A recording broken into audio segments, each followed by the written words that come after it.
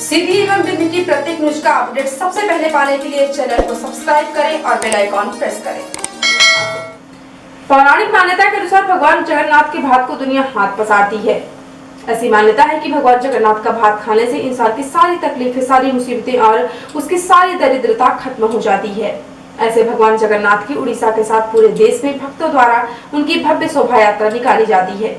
इस वर्ष कोरोना की वजह से भगवान जगन्नाथ की रथ यात्रा में वह भीड़ तो नहीं जुट पाई जो पहले जुटा करती थी, लेकिन फिर भी भगवान की शोभा यात्रा की भव्यता में कोई कमी नहीं दिखाई पड़ी और न ही भक्तों में उल्लास की कोई कमी दिखाई दी। सीधी शहर में भी भक्त मंडल सीधी द्वारा स्वर्गीय भोला प्रसाद गुप्ता और मिठाई लाल जी गुप्ता की प्रेरणा से भगवान जगन्नाथ स्वामी की रथ यात्रा निकाली गई। रथ यात्रा की शुरुआत सीधी शहर के पूजा पार्क से की गई।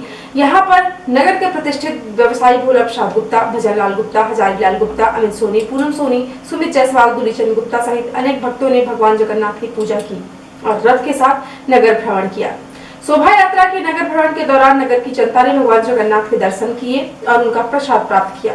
शोभा यात्रा शहर के पूजा पार्क से होते हुए अस्पताल चौक, सम्राट चौराहा, कोतवाली रोड, सम्राट चौक, पटेलपुर, पुराना बस स्टैंड, गांधी चौक होते हुए वापस पूजा पार्क में आकर खत्म हुई।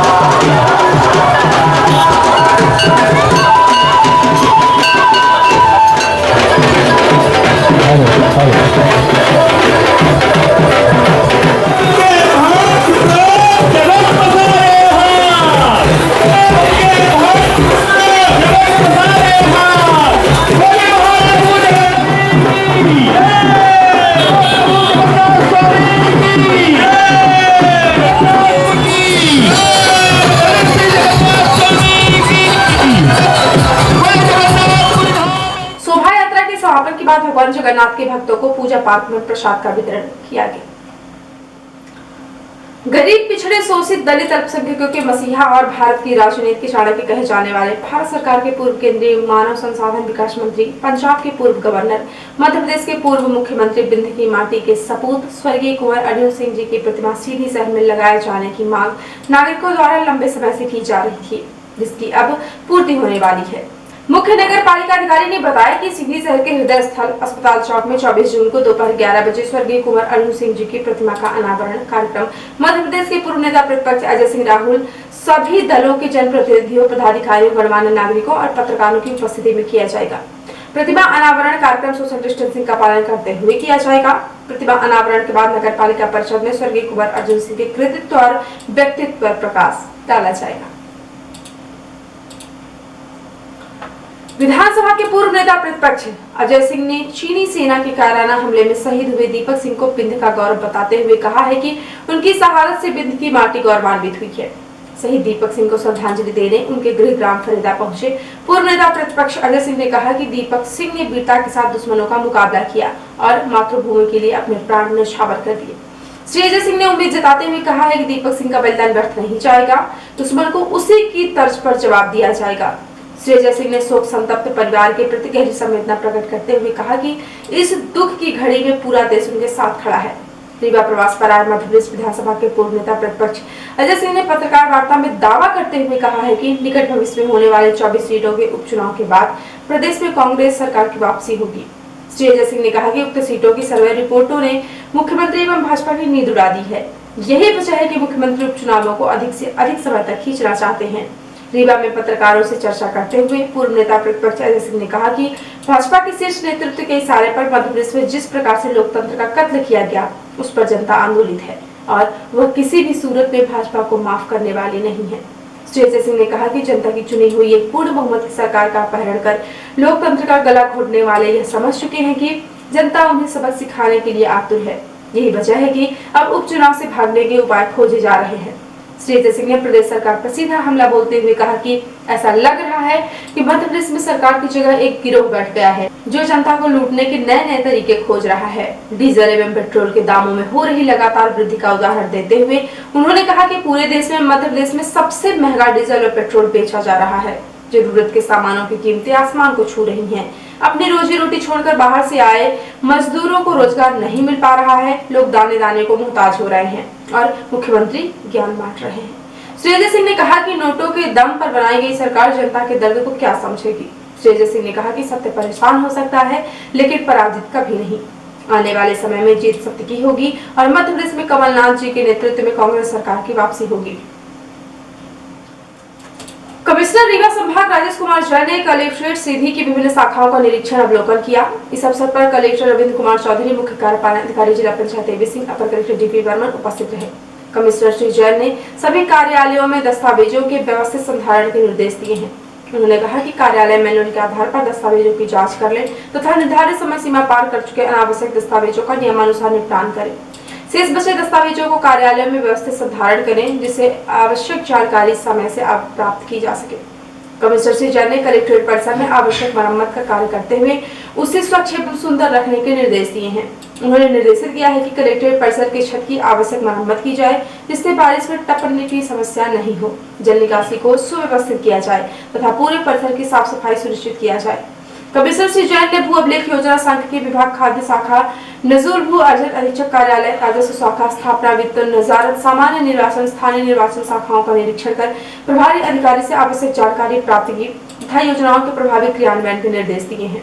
निरीक्षण के बाद कमिश्नर राजेश कुमार जैन ने सिटी हलचल के पूछे गए सवालों के जवाब दिए।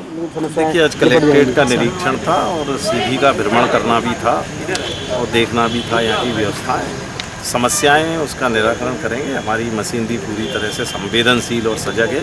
अभी निर्देश दिए कि प्राथमिकता में जो भी प्रधानमंत्री आवास के संबंध में समस्याएं आ रही हैं, पेंशन के संबंध में, विभिन्न अतिक्रमण की समस्याएं आ रही हैं, फसल बोने का समय आती है तो उसका संवेदनशीलता के साथ और नियमानुसार निराकरण करें, उसके लिए निर्देश अधिकारियों को दिए हैं। सर, आज आपने कलेक्ट्रेट की विभिन्न शाखाओं का निरीक्षण किया है, किन बातों को ध्यान दे रहे हैं सर? तो सभी बातों को, जो भी शासन की रीतियां हैं, शासन की नीतियां हैं, शासन के जो भी कार्यक्रम है उनका संचालन उचित प्रकार से हो, उसके संबंध में ध्यान दिया। सर, रीवा संभाग में जो कोरोना का संक्रमण था वो बहुत कम था, लेकिन प्रवासियों के आने के बाद ये समस्या बढ़ गई है। देखिए, कोरोना संक्रमण की समस्या सब दूर है लेकिन फिर भी रीवा अभी सेफ है। तो लगभग आज की तारीख में बात करें तो 102 या 3 टोटल पॉजिटिव केस संभाग में थे और उनमें से काफ़ी कुछ ठीक हो जा चुके हैं। जो अभी करंट में केस हैं 12-13 केसेज हैं। फिर भी रीवा संभाग में अच्छा है। प्रवासियों से कहीं ना कहीं समस्या तो हुई है थोड़ी सी, लेकिन अल्टीमेटली वो भी हमारे हैं और घबराने की इससे बिल्कुल ज़रूरत नहीं है। इसका इलाज है, कोई दिक्कत नहीं है। सर, प्रवासी श्रमिकों को रोजगार उपलब्ध कराने की पहल है, हाँ, लेकिन सर ये कब तक चलेगा इस तरह? देखिए, रोजगार उपलब्ध कराने की पहले अभी प्रधानमंत्री ने जो घोषणा की है परसों नरसों, ये आपने किया था कि प्रधानमंत्री रोजगार के लिए 4 जिले, रीवा संभाग के 4 जिले हैं उसमें शामिल, जहाँ 25,000 से अधिक श्रमिक आए और उनको अलग से 50,000 करोड़ रुपए का बजट है और उसमें से जो भी कार्य किए जा सकते हैं रोजगार मूलक, वो कार्य किए जाएंगे। उसकी विस्तृत गाइडलाइन आने वाली है। सर, लॉकडाउन अवधि में जिनके पास राशन कार्ड नहीं थे उन्हें बहुत से लोगों को राशन उपलब्ध कराया गया, लेकिन अब उनको राशन नहीं मिल रहा है, तो ऐसी स्थिति में सर अब क्या करें? देखिए, अगर राशन कार्ड नहीं थे तो राशन कार्ड बनवा लें वो, और नहीं है ऐसे लोगों को अभी हम 2 महीने का राशन अभी उपलब्ध करवा रहे हैं। जो लोग आए हैं प्रवासी लोग और जिनके पास राशन कार्ड नहीं है, इस महीने उनको राशन उपलब्ध करवाएं। कमिश्नर रीवा संभाग राजेश कुमार जैन ने भ्रमण के दौरान कलेक्ट्रेट परिसर में पौधारोपण कर पर्यावरण संरक्षण का संदेश दिया। उन्होंने कहा कि ये समय पौधारोपण के लिए उपयुक्त है, इस समय का सदुपयोग करें तथा पर्यावरण संरक्षण के प्रति अपनी जिम्मेदारी का निर्वहन करें। उन्होंने सभी शासकीय परिसरों में भूमि की उपलब्धता के आधार पर पौधारोपण के निर्देश दिए हैं। उन्होंने निर्देशित किया है कि ऐसे परिसरों में जहां वृक्ष सुरक्षित रह सके वहां प्राथमिकता के साथ पौधारोपण किया जाए। अन्य स्थानों पर पौधारोपण करते समय उनकी सुरक्षा का ध्यान अवश्य रखा जाए। इस अवसर पर कलेक्टर रविंद्र कुमार चौधरी, मुख्य कार्यपालन अधिकारी जिला पंचायत एबी सिंह, अपर कलेक्टर डीपी वर्मन उपस्थित रहे। भारतीय राष्ट्रीय छात्र संगठन के प्रदेश अध्यक्ष विपिन वानखेड़े जी के निर्देशन पर पूरे प्रदेश में NSUI द्वारा बीते कई महीनों से वैश्विक महामारी के चलते प्रदेश सरकार से महाविद्यालयों में छात्रों को जनरल प्रमोशन दिलाने की गुहार लगाकर विरोध दर्ज कराया गया था, जिसमें अब प्रदेश सरकार ने इस मांग को जायज ठहराते हुए स्नातक प्रथम, द्वितीय व स्नातकोत्तर द्वितीय सेमेस्टर के छात्रों को जनरल प्रमोशन देने की घोषणा कर दी है।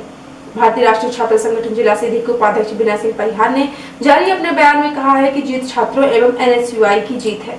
प्रदेश सरकार का यह निर्णय स्वागत योग्य है। उन्होंने अखिल भारतीय विद्यार्थी परिषद पर तंज कसते हुए कहा कि अखिल भारतीय विद्यार्थी परिषद छात्रों को संक्रमण के दौरान परीक्षा की मांग कर मौत के मुंह में ढकेल रही थी, जिसमें उसे असफलता हाथ लगी है और सत्य की जीत हुई है। और अब पेश प्रादेशिक हलचल। भोपाल में कोरोना संक्रमण फैलने से 83 दिन में 89 मौतें, इसमें 48 गैस पीड़ित। मध्य प्रदेश में कोरोना की ग्रोथ रेट देश में सबसे कम, देश का 3.63% और प्रदेश का 1.43% पर पहुंचा। मध्य प्रदेश में मंत्रिमंडल विस्तार, जल्द ही छत्तीसगढ़ की गवर्नर अनुसुईया उइके को कार्यवाहक राज्यपाल का प्रभार मिल सकता है। और देश में सबसे महंगा पेट्रोल, मध्य प्रदेश में कमलनाथ ने ट्वीट कर कहा, कांग्रेस रेट बढ़ने के विरोध में 24 जून को आंदोलन करेगी। और अब पेश राष्ट्रीय हलचल। भारत ने पाकिस्तानी दूतावास के स्टाफ में 50% कटौती के आदेश दिए। कहा, आपके कर्मचारी हमारे देश में जासूसी करते हैं। कोरोना के इलाज के पतंजलि के दावे पर रोक, सरकार ने कहा हमारी जांच पूरी होने तक कोरोनिल का प्रमोशन ना करें। रूस ने गलवान झड़प पर कहा, भारत और चीन को बाहरी मदद की जरूरत नहीं, ये उसका मामला दोनों से सुलझा लेंगे। और इस बार चीन सिर्फ 7 दिन में पीछे हटने को राजी हो गया। पिछली बार वह 30 दिन में राजी हुआ और पलट गया। और अब प्रमुख हलचल। सीधी शहर में भक्तों ने निकाली भगवान जगन्नाथ की भव्य शोभा यात्रा, प्रसाद का किया वितरण। भारत सरकार के पूर्व केंद्रीय मानव संसाधन विकास मंत्री स्वर्गीय कुंवर अर्जुन सिंह जी की प्रतिमा का शहर में आज होगा अनावरण। पूर्व नेता प्रतिपक्ष अजय सिंह ने ग्राम फरीदा में शहीद दीपक सिंह को दी श्रद्धांजलि। पत्रकार वार्ता में कहा, उपचुनाव के बाद कांग्रेस सरकार की वापसी तय। कमिश्नर रीवा संभाग राजेश कुमार जैन ने कलेक्ट्रेट सीधी की विभिन्न शाखाओं का किया निरीक्षण। कलेक्ट्रेट परिसर में किया पौधरोपण। और छात्रों की जीत हुई, मिला जनरल प्रमोशन का। भारतीय राष्ट्रीय छात्र संगठन जिला सीधी के उपाध्यक्ष पीड़ा सिंह परिहार। तो ये थी आज की खास हलचल। यदि आप हमारे न्यूज फेसबुक पर देखते हैं तो हमारे फेसबुक पेज को लाइक और फॉलो करें, और यदि आप न्यूज यूट्यूब पर देखते हैं तो हमारे यूट्यूब चैनल को लाइक शेयर और सब्सक्राइब करें, साथ में बेल आइकॉन प्रेस करें ताकि जब भी न्यूज चैनल पर अपलोड हो आपको उसका नोटिफिकेशन मिल जाए।